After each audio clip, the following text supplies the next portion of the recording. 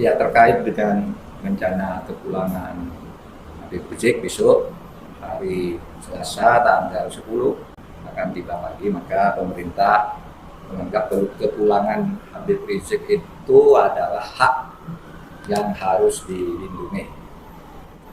Karena dulu juga pergi, kita berikan haknya untuk pergi, bukan karena kita minta pergi. Sekarang mau pulang, kita berikan haknya juga untuk pulang. Karena dia adalah warga negara yang hak-haknya harus dilindungi. Dia mempunyai hak hukum dan juga punya kewajiban hukum seperti kita semua warga negara yang lainnya. Jadi sama kedudukannya di depan hukum dan pemerintahan.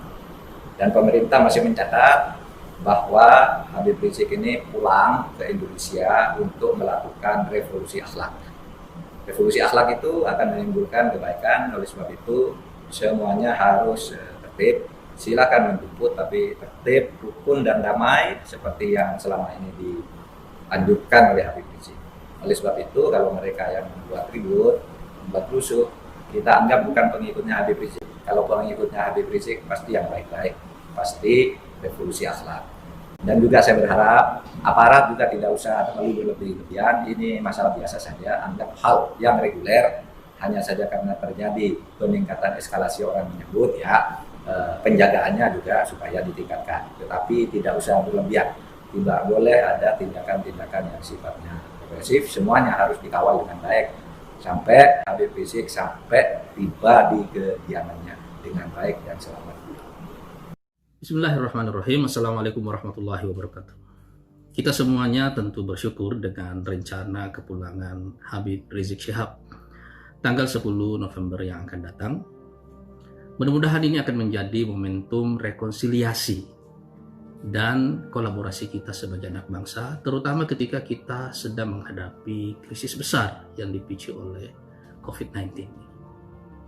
Sekarang krisisnya telah berkembang menjadi krisis ekonomi. Mudah-mudahan dengan menyatukan seluruh langkah kita dan merapatkan barisan sebagai bangsa, krisis ini tidak berkembang menjadi krisis sosial, apalagi berkembang menjadi krisis politik. Mudah-mudahan dengan persatuan kita juga, Allah Subhanahu wa Ta'ala memberikan kita jalan keluar dari krisis yang sedang kita alami saat ini. Wassalamualaikum warahmatullahi wabarakatuh. Assalamualaikum warahmatullahi wabarakatuh. Alhamdulillahirabbil alamin, wassalatu wassalamu ala asyrafil anbiya'i wal mursalin, sayyidina wa habibina wa syafi'ina wa maulana Muhammadin wa ala alihi wa sahbihi ajma'in. Amma ba'du. Alhamdulillahirabbil alamin. Saya menyambut baik kepulangan Habib Rizik Syihab. Semoga beliau dan keluarga senantiasa dalam keadaan sehat walafiat. Saya juga sangat berharap kepulangan Habib Rizik ke tanah air ini dimaknai oleh kita sebagai momentum untuk merajut kembali merah putih, memperkuat kembali rasa persatuan dan persaudaraan sesama anak bangsa. Tentu saja saya juga sangat berharap bahwa hak-hak beliau sebagai warga negara Indonesia harus dihormati dan dilindungi. Mari kita sebagai anak bangsa melihat, menatap masa depan kita lebih baik lagi dengan arif dan bijaksana. Semoga Allah Subhanahu wa Ta'ala akan menjadikan bangsa ini lebih kuat lagi, lebih bersatu, menyongsong Indonesia yang lebih baik. Wallahul muwaffiq ila aqwamit thoriq. Assalamualaikum warahmatullahi wabarakatuh. Saya pikir kembalinya Habib Rizik bertepatan dengan Hari Pahlawan 10 November ini 2020 dari kota suci Mekah setelah hampir 3,5 tahun diombang-ambing dengan berita yang tidak ada kepastian. Saya selaku rakyat Indonesia walaupun bukan beragama Islam, sakit hati saya karena seorang imam besar, seorang ulama besar kok tidak mendapat perhatian khusus dari pemerintah. Saya mengusulkan Presiden Jokowi itu harus menjemput Habib Rizik dengan karpet merah.